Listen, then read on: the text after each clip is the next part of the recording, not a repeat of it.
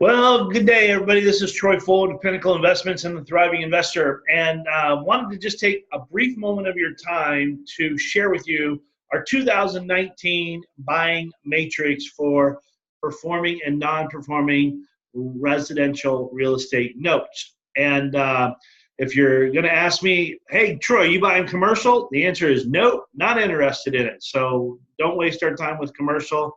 It's not something that we're interested in this year. We're not even focusing on it, and we're staying in our lane and focusing just on single family, 1 to 4 unit residential notes, owner occupied, non-owner occupied product. And with that being said, let me bring up here, hold on here.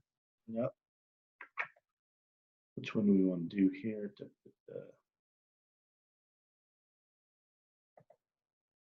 This one right here. Okay, great. Make this a little bigger.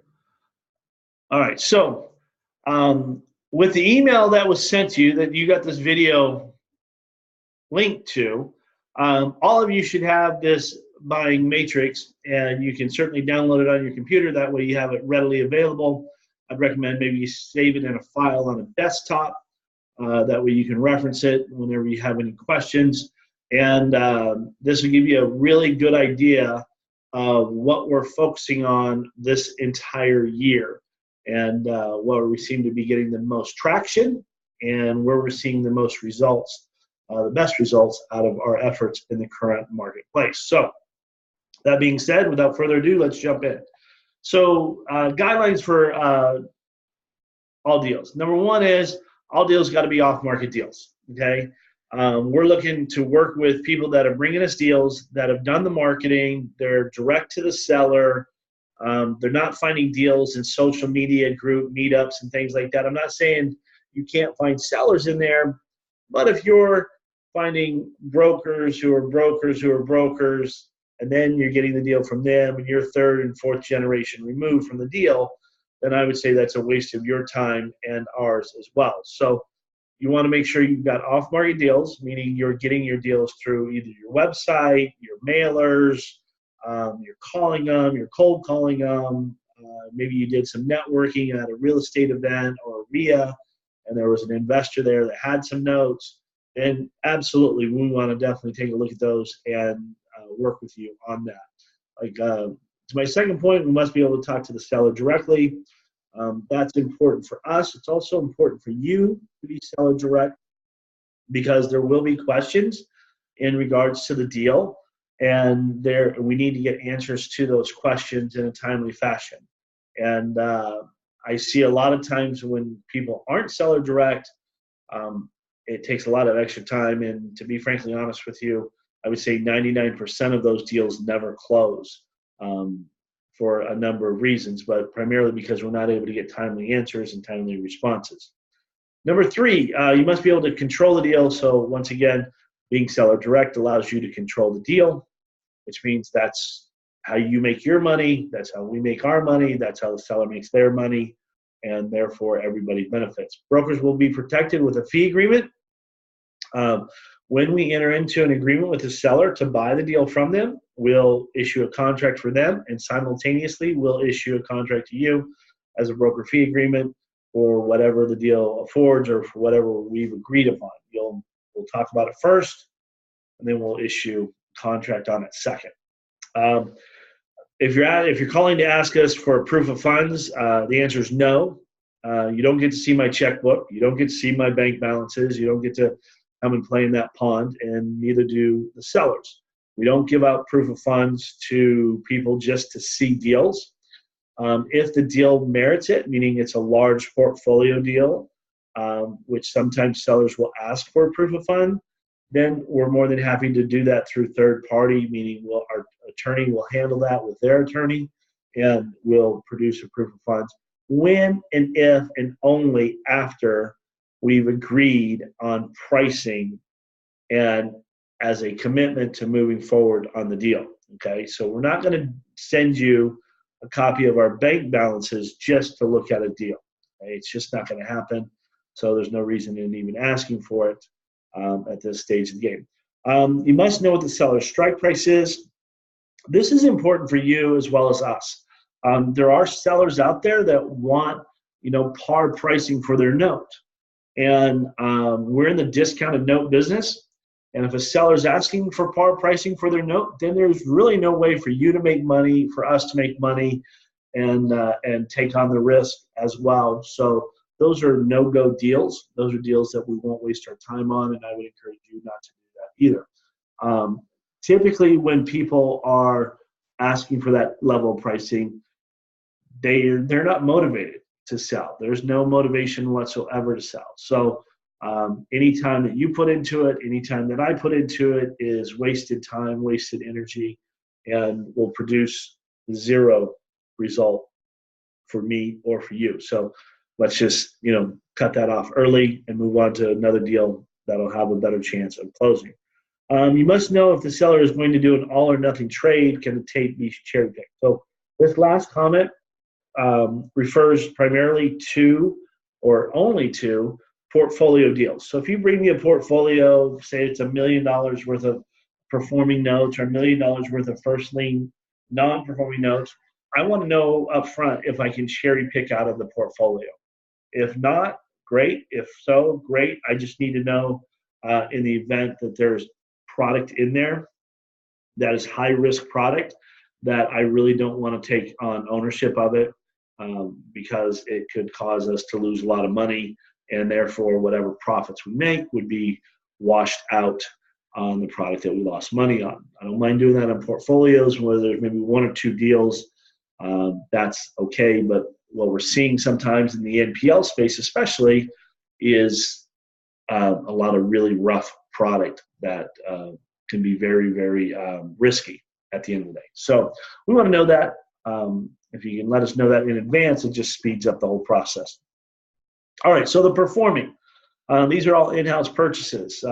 Unpaid principal balance minimum, trade / pool size.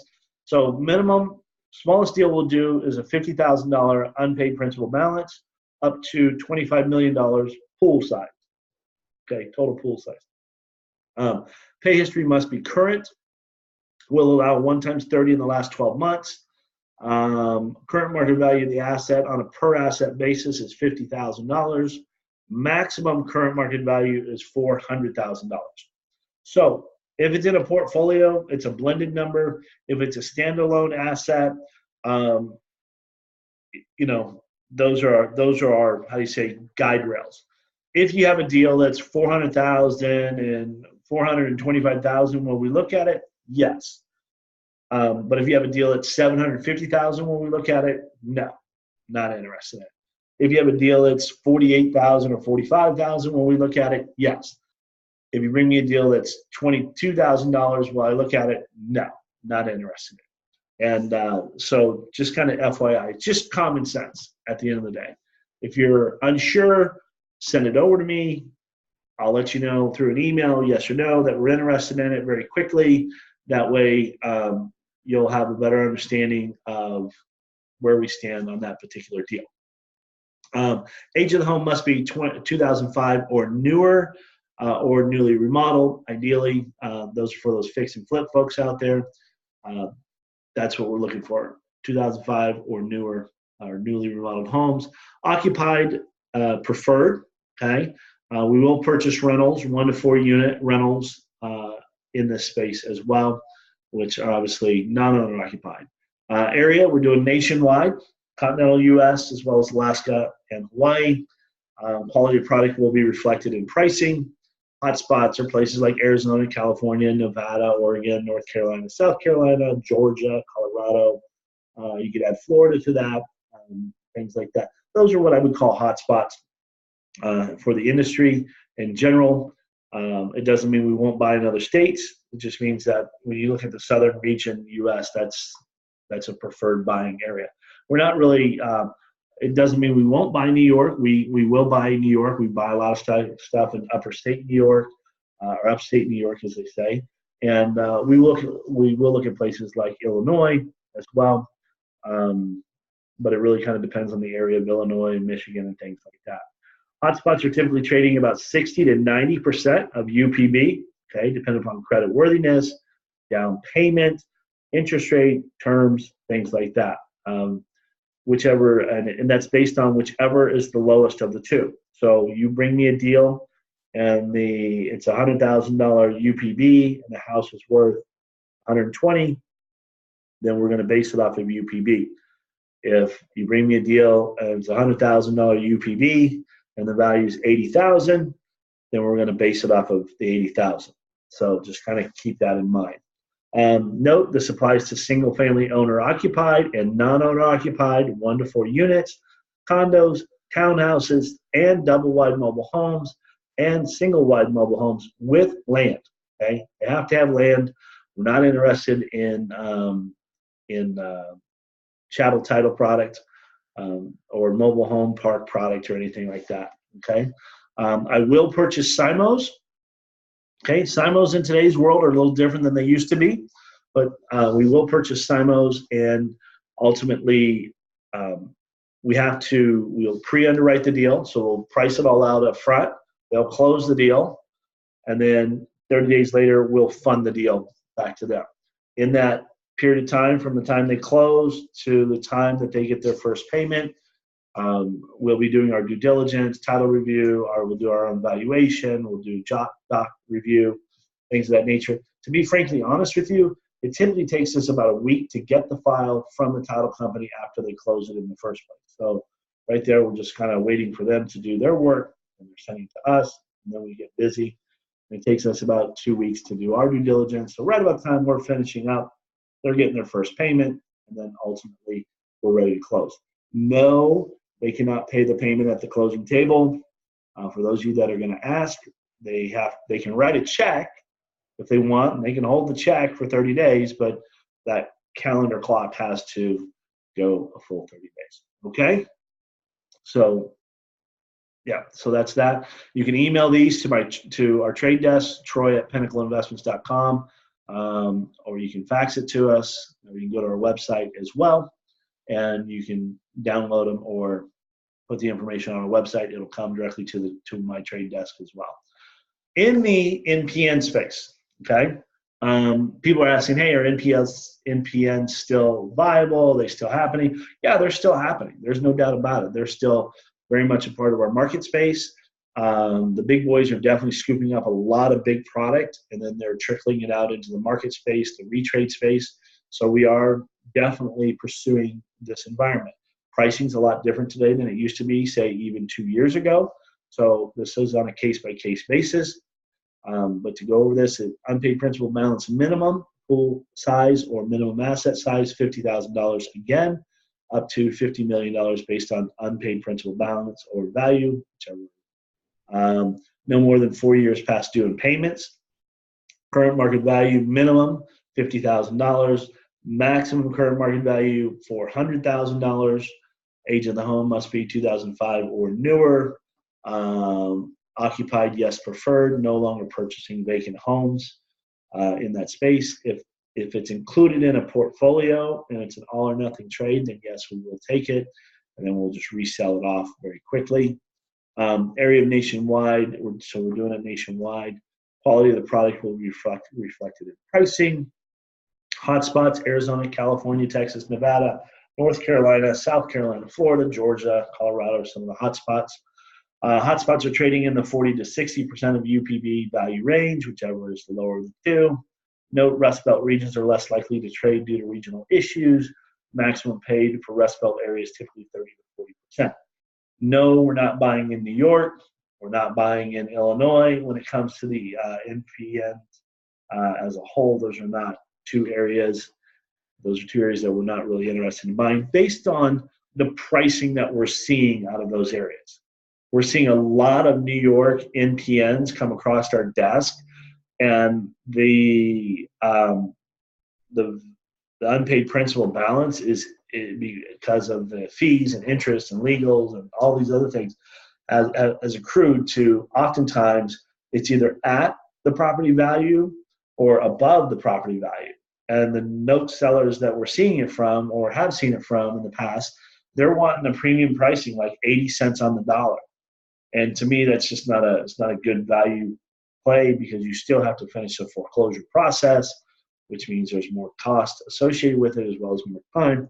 So for all intents and purposes, unless something changes, unless some miracle happens, or you happen to find a deal that makes sense from a common sense perspective, we're just staying out of there in general. So it doesn't mean we'll never buy in there. It just means we're just not seeing stuff to buy that makes financial sense. Okay.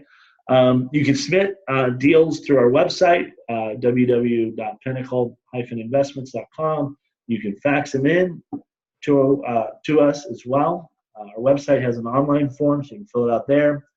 Our fax obviously just comes to our desktop, or you can email them directly to me. Any of those, at least the site and the email, you can attach documents. One of the most important things to understand when you're talking to a seller is really understanding their pricing expectation, okay, and the credit worthiness of the borrower, okay.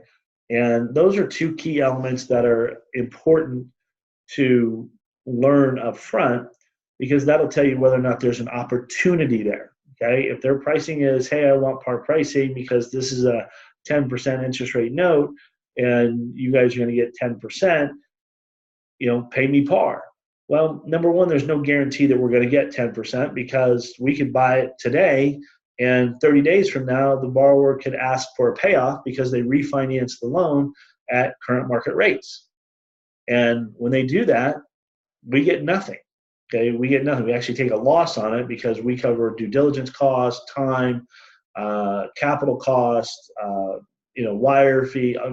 All that stuff is part of doing a deal. Not to mention, you got to get paid on it as well, which means there's no money in the deal for you to get paid on, which would be one of the main reasons why you do the business. So you need to be paid. We need to be paid. The seller needs to be paid and be realistic. Keep in mind, okay, all of these deals, the NPNs, they're all toxic assets. I don't care what anybody says on BiggerPockets or any other website for that matter. They're still toxic assets. And there's still a lot of work to be done on every single one of them. I don't care what the marketplace has done. I don't care that the neighborhood's gone up in value or that it's stabilized or this or that. When you stand an asset on its own 2 feet or on its own cord, does that asset match up, or that toxic asset match up in a way where you can make money on it? And how many months or years is it going to take for you to realize that type of return? Okay? So no matter what anybody says, that's the true reality of it, okay? That's in the NPN space. In the performing note space, keep in mind that all of these performing notes are although they're cash flow opportunities and people will put down money and they're making payments and they're doing all the things that we want them to do, they're still typically in the bottom 20 percentile of borrowers in the country who have now purchased a property and are making payments on a timely fashion, which is great. That's what we want.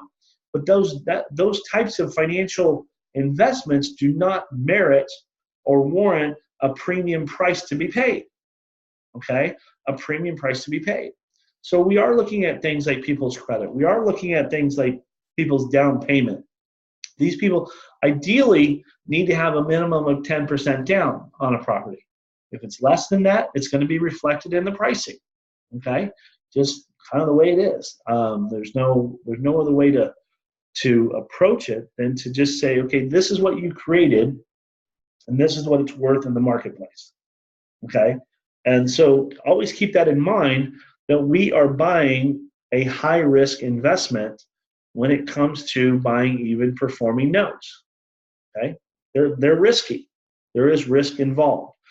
And I know that a lot of times we paint a really pretty picture, a rosy picture about how good it is and the rates of returns and everything else. And oftentimes people don't want to talk about when things go south, but sometimes that happens. Not a lot, but it does, and it does have an impact on your overall investing portfolio. So keep in mind that this is really the truth behind our business. This guideline, this matrix will help you to focus in on what the industry is buying. We're buying the same things that the other buyers in the industry are buying, so we're very competitive in our pricing model against other buyers out there. Obviously, if you're a student of ours and you've been through some of our courses and trainings, we love working with people, whether they're a student or in our database. That way we can help you learn the business more effectively, I guess, as well. So that's the premise. That's the idea behind the new matrix. Wanted to update you guys, and we'll be updating this throughout the course of the year. And as we do, we'll certainly be putting it out so that you guys will have this ready at your fingertips. We're not really looking at commercial stuff. We looked at a lot of commercial stuff last year. There were a few nuggets along the way that we picked up, but it took a lot of time, pulled us off point a lot of the time, and therefore we're just not gonna spend a lot of energy in the note buying space of commercial notes, at least today. It might change in 90 days, might change in 6 months, might change in 9 months, but when and if that happens, we'll certainly let you know. Okay, with that being said, have a great day and have an amazing week. Take care. Bye now.